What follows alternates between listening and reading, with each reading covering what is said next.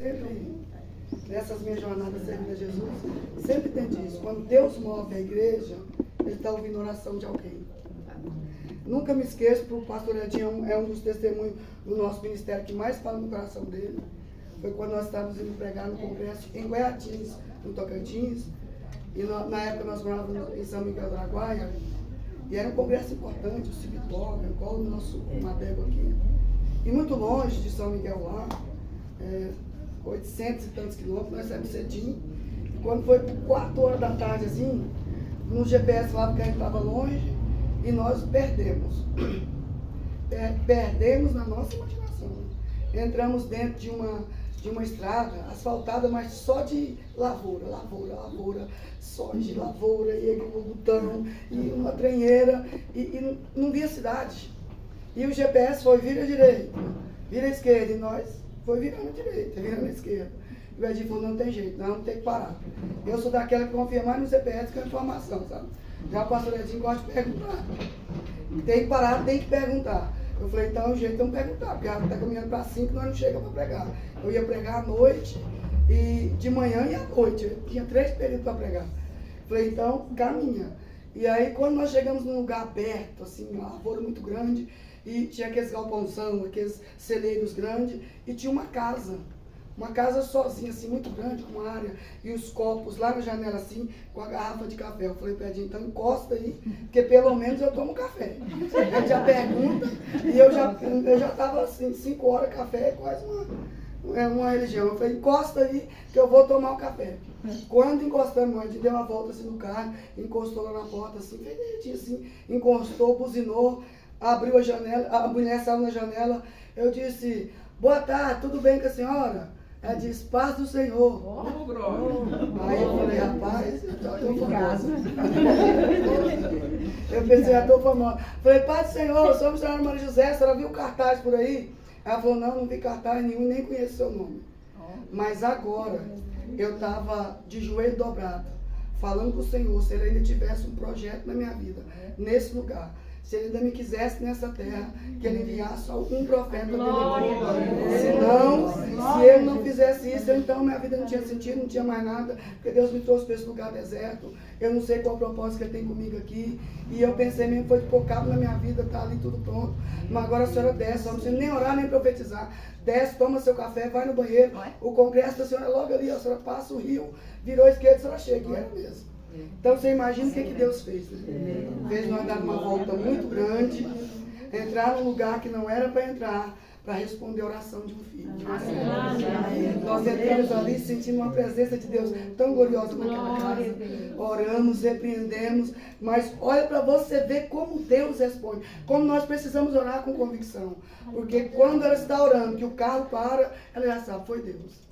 Não tem outro, né? É o Senhor que respondeu. Então, nós precisamos orar com convicção de que estamos sendo ouvidos, de que o nosso Deus está nos ouvindo e que Ele é poderoso até para tirar a preocupação, a ansiedade. Mas, minhas amadas, Deus é poderoso. Deus é poderoso para ouvir nossas orações. Ele move o momento, move circunstância, move pessoa, move jornada, que caminho novo, mas de um jeito dele. E da maneira dele, ele nos responde.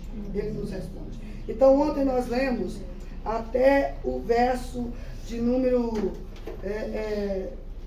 15, foi, Maria? Sim. 15. E do 15 para frente, eu vou ler só 2 versos para nós. Eu vou ler, na verdade, verso 25 até o 30.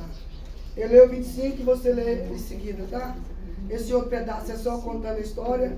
Vamos ler o resultado. Eu vou ler do 25 até o 30. Eu leio o 25 e você vai lendo o outro. Evangelho de João, capítulo número 4. A mulher disse-lhe, eu sei que o Messias, que se chama Cristo, vem. E quando ele vier, nos anunciará tudo. Jesus disse, eu sou, eu falo contigo. E nisto vieram seus discípulos e maravilharam-se de que estivesse falando com uma mulher. Todavia, nenhum lhe disse que perguntas ou por que fala com ela. Deixou a mulher foi a cidade e disse àqueles homens: Vinde e vede um homem que me disse tudo quanto tenho feito. Porventura, não é este o Cristo? Saíram, pois, da cidade e foram ter com ele. Aleluia. Eu quero que você repita a leitura do verso 28, por favor. Deixou a mulher o seu canto, foi à cidade e disse àqueles homens. Amém. Pode tomar seu assento. Você que levantou. Nós podíamos ter assentado mesmo. Mas deixa eu te dizer uma coisa. Se nós fôssemos comentar, para finalizar a história da samaritana, a história dela é tão importante que tem etapas teológicas importantes. A primeira etapa teológica, aquela que é do encontro de Jesus, a fonte de água viva, a fonte de transbordante para toda a humanidade, com a mulher que veio ao poço de Jacó, que é uma fonte de água viva, que Deus deu de presente a Isaac. E que essa fonte jorra até os dias de hoje. Porque, irmã, quando você lê a Bíblia, tenha sempre em mente isso na sua mente. Aquilo que Deus te dá, ninguém toma. A fonte que Deus abre, ninguém seca. A porta que Deus abre, ninguém fecha, a não ser o Senhor. A promessa que Deus fez a você e a sua casa, ninguém toma. A palavra de Deus, ela é irrevogável. Glória a Deus. Preste atenção quando você ler a Bíblia, que você vai estar lendo um texto antigo. Parece um texto novo, porque nós estamos lendo o Novo Testamento. Mas se você olhar para as Sagradas Escrituras, tudo aqui está remetendo ao Antigo Testamento, fazendo-nos lembrar de um Deus que cumpre a sua palavra em todos os tempos, em todas as circunstâncias e em cada momento. Perceba que quando Isaac cavava o poço, lá no Antigo Testamento, cavava o poço em Gênesis, cavava o poço, tomavam dele o poço, Deus abria outro poço, permitia que Isaac cavava de novo, tornava a jorrar, entulhava o poço de Isaac, tornava, entulhava. Aí Deus resolveu, disse: eu vou te dar uma fonte. Essa fonte não seca, ela jorra e vai jorrar continuamente. É esse poço que Jesus encontra com a samaritana. Sabe por quê? Quando Deus deu essa fonte para Isaac, ele estava apontando para a lei que viria ainda em Moisés, que seria uma lei que alcançaria, que muitos teriam que se dedicar em cumprir essa lei, porém ela não era perfeita, porque nós seríamos incapazes de cumprir todas as minúcias da lei, mas Cristo é a fonte transbordante, que jorra para toda a humanidade, a fonte de salvação. Esta alcança a todos quantos se submeterem à vontade do Todo-Poderoso. Isso é muito importante, é um debate teológico. Outro debate teológico importante, que a gente não tem tempo de se aprofundar, como esse do poço, nós poderíamos ficar aqui horas falando só sobre esse debate teológico, mas outro importante é sobre onde devemos adorar, né? Vocês lembram que eu disse ontem, os samaritanos, depois da divisão, aprenderam e da mistura, fizeram um ídolo, um lugar para eles mesmos adorarem. Eles estão adorando o Monte Gerizim. Os judeus que receberam de Deus a lei, recebeu de Deus os mandamentos, recebeu de Deus a instrução de culto, eles estão adorando em Jerusalém. Então há uma briga, onde se deve adorar? Onde se deve adorar? Qual lugar? O lugar certo é o meu lugar, o lugar certo é o seu lugar, até hoje, né? Onde se deve adorar? Até hoje está a mesma briga, né? Não, onde se deve adorar? Na igreja bege, na igreja rosa, na igreja da parede preta, onde se deve adorar? O Pai disse que a hora vem e agora é, em que os verdadeiros adoradores adorarão ao Pai em espírito e em verdade.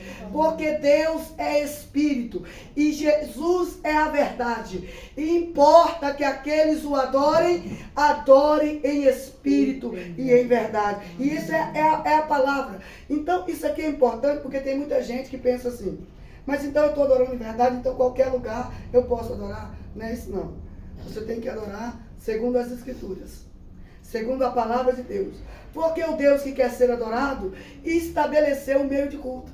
Ele estabeleceu como o culto pode ser recebido. Então alguém pode dizer assim: não, mas Deus quer ser adorado em espírito e em verdade. Então eu posso não ter comunhão com Ele, posso não ter confessado Cristo e posso dizer que está adorando, está tudo bem. Não. A adoração que Deus recebe é aquela que é segundo a sua palavra. E a oração só sobe de um meio. A adoração só tem um jeito: se ela for para Jesus, em Jesus, com Jesus, através de Jesus, passar por Jesus, pelo fio da sua palavra, e eu estiver dentro da verdade. Então Jesus está dizendo para ela: você não sabe de nada. Agora vem. A hora vem e agora é. Que os adoradores adorarão ao Pai em espírito e em verdade. Essa mulher, ela é maravilhosa porque ela tem a alma ferida, o coração machucado, mas ela é sincera. Ela vai falando com Cristo aquilo que é a verdade. E ela encara ele e disse: olha, o único que poderia dizer isto era o Messias. O Messias, a palavra diz que quando o Messias viesse, ele nos diria todas essas coisas. O Senhor se revela e diz: eu sou. Sou eu. Aleluia. Agora, aí nós paramos aqui ontem. Aí ontem nós paramos. Aí a pergunta agora é: o que você é capaz de fazer depois que você tem um encontro com o grande eu sou? Depois que você tem um encontro com Jesus? Depois que você tem um encontro com o Messias? Eu não estou falando, irmão, de você viver uma vida cristã, aquela que você viveu lá atrás, que a sua mãe vivia, com seu pai. Tem gente que só vive na igreja assim, né? Só de lembrança, né? Só de lembrança. Ele não deixou nada, ele não se envolveu em nada, não se mistura com o reino, não se mistura com a palavra, não se mistura com a obra. O que ele tem é serviço. Preste atenção que aquela mulher, ela tem serviço. Ela tem a corda, tem ou não tem? Tem. Ela tem o balde, não tem? Tem. E ela tem o cântaro. Então o que ela tem? Ela tem serviço. Ela tem utilidade. No reino tem muita gente que só se relaciona com Deus através do serviço. Só através da utilidade. E que se ele parar de ter utilidade, ele vai ser descartado. Que se ele parar de ter serviço, ele fica tão angustiado que ele nunca encontrou com Deus, que dá descanso à nossa alma, com Deus que opera, com Deus que muitas vezes até você pensa assim: hoje eu vou, e fala: mas não, filho, fica aqui mesmo, né? Vai não, fica aqui. Ele ainda não encontrou com o Senhor a ponto de ele não abriu mão de nada. Quando aquela mulher descobre quem é Jesus, que ele se revela para ela e diz: eu sou. Ela diz: então, Senhor, dá-me desta água para que eu beba e nunca mais tenha sede, e nunca mais seja dependente apenas do trabalho, nunca mais eu dependa apenas do meu esforço para me relacionar com a fonte, nunca mais eu dependa mesmo das minhas habilidades para me relacionar contigo. Dá-me desta água para que eu beba e nunca mais tenha sede. Aí Jesus confronta ela e diz: tá bom, eu dou, vai lá, traz seu marido, traga ele aqui. Porque não existe encontro sem cura. Não existe encontro sem tratamento da alma. Não existe encontro sem tratamento do espírito. Não existe encontro sem tratamento do caráter. Ela olha para Jesus e diz: olha, eu não tenho marido. Jesus disse: disseste bem, tu não tem. E o que agora tu está vivendo não é teu. Muitas pessoas pensam que essa mulher foi uma prostituta, mas provavelmente ela foi apenas uma mulher de relacionamentos frustrados. Uma mulher que casou uma vez, foi divorciada, perdeu o casamento, a segunda, a terceira, a quarta. Ela estava no quinto relacionamento e ainda estava dizendo: não é meu. Deve ter pegado de alguém, né? Não é meu, né? Porque tem pessoas que encaram Jesus, quer ter um encontro com Jesus e carregar sua bagagem velha. Tem pessoa que tem um encontro com Jesus e não quer ser curado no caráter. Tem pessoa que pensa ter tido um encontro com o Senhor e não quer ter sua vida transformada. E não tem jeito. Quem tem um encontro com o Senhor tem o seu caráter transformado, sua vida transformada, suas feridas expostas para serem curadas. O que é que Jesus está fazendo ali, irmã Lia? Arrancando a casca e dizendo: eu sei quem é você. Eu conheço a sua alma. Eu sei da sua necessidade. Eu conheço o teu coração. Esta mulher é tão impactada por esta verdade, porque que Deus é esse, que Messias é esse, que vem ao encontro de uma mulher ao meio-dia, no sol quente. Nós estamos aqui nesse sol de 9 horas. Olha como é que a missionária está aqui. Olha como é que a missionária está dentro. O sol de 9 horas a gente já está incomodando. Imagina o sol no deserto ao meio-dia. Em pleno sol quente, que Jesus é esse que me encontra ao meio-dia, no lugar do meu esconderijo, um esconderijo do sol quente na minha aflição, que mostra a minha ferida, molda o meu caráter, transforma a minha mente, liberta e modifica a minha estrutura, o meu modo de viver, que Jesus é esse, que Deus que se revela, mesmo na minha fraqueza, mesmo nas minhas limitações, mesmo nas minhas dores. Esse é o nosso Deus. Esse é o nosso Deus. Aí quando você ora, Márcia, quando você tem esse encontro, estou sentindo a presença do Espírito Santo. Quando você tem esse encontro, está disposto a deixar. Quando a gente tem esse encontro com Jesus, tudo que vem antes dele perde a importância. Dinheiro não tem tanta importância. Tudo que é material vai perdendo a importância, e o serviço vai perdendo muita importância. Que eu tenho dito ao Ciclo de Oração, nós estamos desenvolvendo um relacionamento tão íntimo e pessoal com o Senhor, que o Senhor vai começar a comunicar a nós a necessidade do reino, que nós passaremos a orar aquilo que o Senhor quer que oremos em favor do reino. Espere e você verá. Nós estamos desenvolvendo uma intimidade tão grande com o Senhor, orando, dependente dele, jejuando, nos consagrando e em comunhão, em unidade, porque eu creio que aqui nós estamos em uma verdadeira unidade, não só aparência, porque ninguém viria para cá ficar aqui se for só por aparência. Nós estamos em unidade, nessa unidade, irmão. Daqui a pouco Deus vai nos despertar para orar o que o reino precisa. Essa semana mesmo, eu estava dobrando o joelho para orar, e Deus me mostrou para orar por uma cidade que está em sofrimento, onde os missionários estão sendo perseguidos. Daqui a pouco, Deus vai começar a te acordar e dizer: levanta, vem orar, tem uma necessidade do meu reino. Porque Ele sabe que nós estamos aqui em propósito para ter um relacionamento com Ele. Aquela mulher encontrou-se com Jesus, já estou encerrando. Aquela mulher encontrou-se com Jesus, e o que ela fez? Ela largou agora a corda, largou o balde, ela não teme mais. Quando encontra com Jesus, as motivações mudam. Os objetivos são ampliados. A mente de Deus transforma a nossa mente. Eu sempre testemunho, irmãos, o maior milagre que o Evangelho gera é a transformação na mente. É quando ele abre a sua mente. O reino de Deus se manifesta. Por isso, se você estiver orando para Jesus salvar alguém, ore assim. Jesus abre a mente dele. Bota o teu evangelho lá, abre a mente dela, põe o teu evangelho lá. Essa é uma obra que só o Espírito Santo pode fazer. Espírito Santo, abre a mente, põe o teu evangelho lá, revela-te àquela pessoa, como tu se revelou a samaritana, que ela viu, ela disse: agora não pode ser só meu.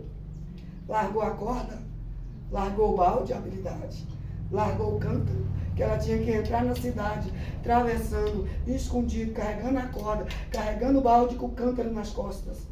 Agora larga a corda, larga o cântaro, larga o balde, está vazia da corda, vazia do cântaro, vazia do balde, cheia de Deus. Aleluia. Cheia da presença de Deus. Ela não precisa preocupar mais com a água derramar. Tudo que ela quer é que a fonte que Jesus falou, do seu interior fluirão fontes de água viva que saltarão para a vida eterna. Tudo que ela quer é que a água que tem nela transborde. Transborde. Irmão, nós vamos orar até nós cantarmos verdadeiramente aquele hino: enche-me até transbordar, até que transborde os mistérios, até que transborde os dons espirituais, até que transborde a sede do reino. Por que nós estamos fazendo isso que nós estamos fazendo aqui? Que as pessoas ficam perguntando, sabendo que não é fácil. Por quê? Porque fonte cheia transborda. Fonte vazia que está com a corda, com o poço atrás do outra fonte. Nós não estamos batendo na porta de A e de B, atrás de profecia, atrás disso, atrás de revelações que não são de Cristo. Nós estamos cheios do Espírito. Né, irmão? Eu vejo a senhora uma fonte cheia. Você percebe aí? Não. É a senhora mesmo. Uma fonte cheia. Porque eu passei por ela indo lá para Suzy. E ela de bicicleta, irmã, eu de carro. E ela de bicicleta numa velocidade, assim, ó, correndo, para não perder o horário. Isso é uma fonte que jorra, irmã. Sede do reino, sede da presença. Tenha certeza, mas a presença vai transbordar. Por mais que a senhora pense que não significa, significa muito. É uma mulher entrando na cidade, sem cântaro, sem corda e sem balde, mas cheia de Deus. E tudo que ela quer é que a sua fonte transborde e que a cidade seja impactada. Ela tem uma notícia. Ela tem uma notícia. E nós vamos encerrar aqui. Pega na mão de quem está do seu lado para nós dar essa notícia. Fala para essa pessoa: eu encontrei o Cristo. Oh, aleluia. E pode ficar em pé. Eu encontrei o Cristo. Mãe, olha aqui. Tenha isso em mente. Preste atenção. Eu quero que você leve esse texto para sua casa. Aquela mulher entrando na cidade. Eu quero que você visualize isso quando você entrar na sua casa. Amém. Qual vai ser a sua atitude quando você entrar na sua casa, quando você encontrar um desafio? Porque perceba que ela não podia, ela não queria ser vista, porque ela ia ser questionada, ridicularizada. O povo ia afrontá-la. Agora, depois que encontra o Cristo, afronta. Não importa. O que ela diz quando ela abandona o canto acorda o balde? Eu encontrei o Cristo. Aleluia. Eu encontrei o Cristo. Toda a minha atitude agora é diferente. É a partir dele, através dele, por ele, no nome dele. Tenha em mente, você encontrou o Cristo. Quando você for falar, tenha em mente, você encontrou o Cristo. Quando você tiver uma guerra na tua frente, tenha em mente, você encontrou o Cristo. Quando tiver uma guerra na tua casa, no teu casamento, com os teus filhos, lembra? Você encontrou. Aleluia, glória a Deus. Lembra disso, irmão. Lembra do que aquela mulher deixou. Deixa para trás as razões. Lembra do que aquela mulher está nos ensinando. Ela encontrou o Cristo.